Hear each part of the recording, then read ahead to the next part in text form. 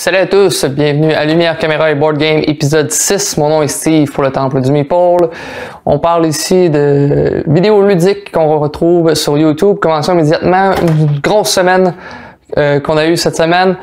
15 vidéos dont je vais vous parler. Commençons d'abord avec Professor Board Game qui nous fait son concours du lundi qui est déjà fini lorsque je publie cette vidéo. Mais une vidéo très intéressante sur le jeu Echoes the First Continent. Un jeu, dans le fond, où est-ce que c'est une mécanique de bingo que j'ai déjà parlé dans une vidéo auparavant. Mais là, on m'explique le jeu complètement tous les règlements et aussi la critique de David Couteau. Un jeu, dans le fond, où est-ce que nous allons créer le premier continent dans le monde. Un jeu qui semble assez simple à prime abord, mais qui semble avoir une petite touche un petit peu plus complexe qu'on le croit. Allez voir la vidéo de David pour plus d'explications. Ensuite, il y a eu les coups de cœur du mois de novembre, donc je n'ai pas pu participer. Mais donc, j'ai vu le coup de cœur de Tia de Girl.game, l'application de Terraforming Mars qui vient de sortir. Elle nous en parle. J'adore le jeu, mais des fois, entre deux déplacements ou dans une salle d'attente, c'est très intéressant des fois d'être un petit peu sur son téléphone ou la tablette. Donc, allez voir ses commentaires sur ce jeu-là. Ensuite, D en mousse nous parle du jeu Encore, un tout petit jeu qui ressemble un petit peu à la Splendor, car il y a un marché avec des ressources, avec même des chips de poker comme dans Splendor. Une vidéo qui explique complètement toutes les règles en moins de 3 minutes, donc ça se passe vite. Si vous voulez une critique, Marc-Antoine Doyon de A2Game en parle dans la vidéo coup de cœur du mois de novembre. Du côté de Girl.game, elle nous parle du jeu Elastium, un jeu où est-ce qu'on fait du contrôle de territoire avec des élastiques autour. Un jeu qui va-t-il durer ou ça va éclater tout simplement? Des élastiques qu'il va falloir renouveler de temps à autre. Grosse semaine pour de l'école de jeu. JP avec son What's in the Box nous montre tous ces achats qu'il a fait par notre faute, comme qu'il dit. Il nous parle entre autres de Era Medieval Age, un jeu de Roll and Build, où est-ce que nous allons construire sur un tableau au lieu de Roll and Write. Un jeu qui semble fort intéressant avec par contre une tablette jaune douteuse. Et finalement, un top 2019 plutôt des jeux. Il y a JP.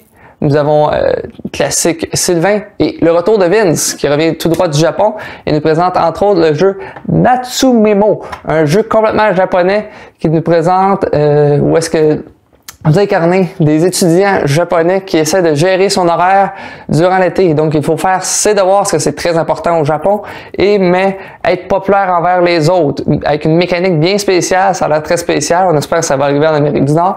Et également, le jeu numéro 2 de JP que j'attendais avec plus d'explications, avec beaucoup d'attentes. On n'a toujours pas fait, je trouve, une vidéo avec assez de contenu sur ce jeu-là.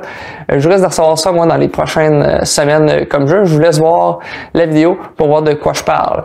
Ensuite, Randolph TV avec Norm et ses chums, Normand d'Amour, qui reçoit cette semaine Martin Montreuil de la Société des Jeux, où est-ce qu'on montre le jeu Ganymède, un jeu simple, où est-ce qu'il reprend un peu les mécaniques comme Century, la route des épices, qui est seulement un combo de cartes, où est-ce que nous allons devoir envoyer des astronautes vers Mars. Un jeu qui semble très intéressant et très léger. Et A2Game nous fait son top 5 du bas de Noël cette année. Moi, je vais vous présenter mon jeu que je mettrai dans un bas de Noël, le jeu Point Salad, un jeu qui est fort apprécié à l'école du jeu par Sylvain Lacroix. Un jeu fort simple. Dans le fond, nous allons avoir tout simplement des cartes devant nous qui représentent des légumes et d'autres cartes qui représentent comment vont faire les points, parce que c'est un jeu de salade de points. Donc, vous avez le choix, soit vous prenez 2 légumes, soit vous prenez une carte qui donne des points. À la fin de la partie, vous calculez en fonction des cartes comment vous calculez les points dans votre partie. Il y a des points que certains légumes vont donner des bonus ou des duos, des trios de légumes qui vont donner des points, mais aussi des légumes qui vont donner des points négatifs. Fort intéressant, très asymétrique en fonction des cartes que vous allez prendre pour faire des points. Côté de la zone de jeux de société, nous fait un top 5 des jeux complémentaires. Dans le fond, il nous parle de jeux où est-ce que nous allons commencer la soirée avec un jeu, mais un jeu qui va bien le compléter ensuite. Top 5 assez spécial, mais il nous parle également qu'il va faire plusieurs tops d'ici Noël. Donc, suivez la chaîne pour voir tout ce qui va se passer prochainement. Finalement, le passe-temps, on nous parle du jeu Caelus 1303. Un jeu où est-ce que Simon, sûrement je crois son jeu favori, qui est sorti il y a 14 ans, mais qui a un nouveau jeu sur le même sujet qui a été modifié avec beaucoup d'interactions, avec beaucoup de négociations, un jeu qui semble fort intéressant. Il a fait une vidéo de plus de 30 minutes avec 2 collaborateurs directement dans la ville de Kaelus. Il parle même au maire de Kaelus directement. Du côté anglophone, Dice Tower nous parle du jeu 5 tomes avec Tom Vasel, un jeu qui reprend la mécanique de Diablo dans le fond, où est-ce que vous allez être un personnage qui va explorer des donjons, mais que vous allez vous équiper de nouvelles cartes et que vous allez monter des nouvelles capacités. Un jeu qui semble intéressant à voir si ça fonctionne. Allez voir sa vidéo. Ils nous font aussi un top 10 2019 des jeux qui se jouent qu'à 2. Mon jeu de 2019 à 2, Nagaraja, qu'on peut voir également dans la vidéo avec Z Garcia qui en parle. C'est un jeu, dans le fond, où est-ce que vous allez explorer un donjon et votre adversaire également.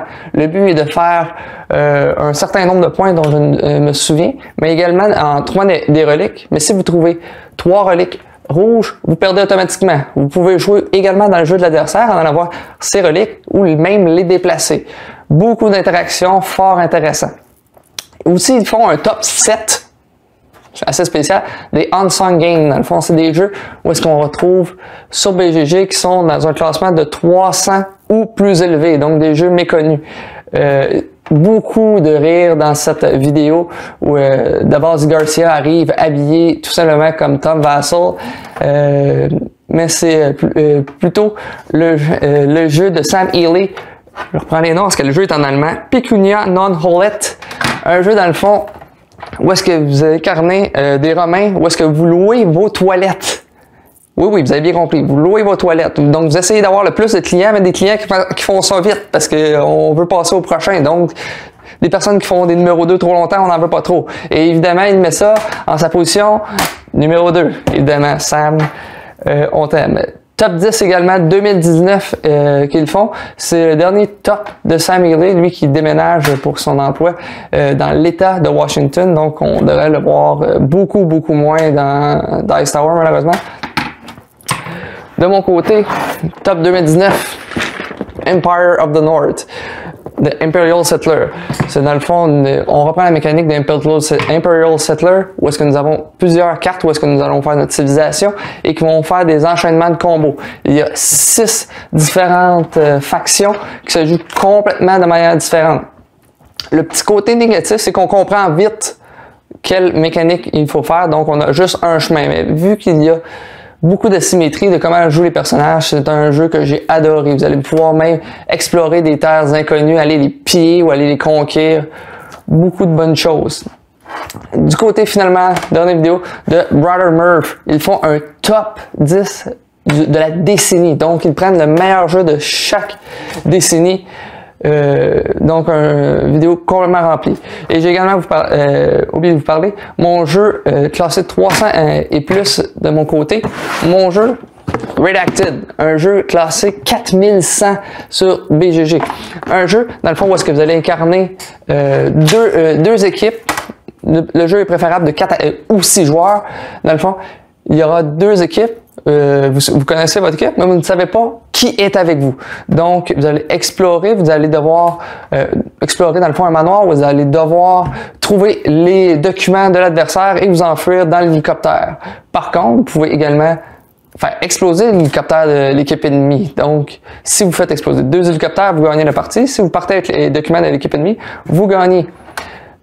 La petite chose de fun, c'est qu'avec comment savoir les rôles des autres, vous allez avoir des interactions. Et si vous réussissez à faire une action qui vous permet de savoir son rôle, vous avez une chance sur 3 de savoir son rôle. Donc, vous pouvez bluffer que vous êtes dans son équipe ou bluffer que vous savez son rôle alors que vous ne savez pas.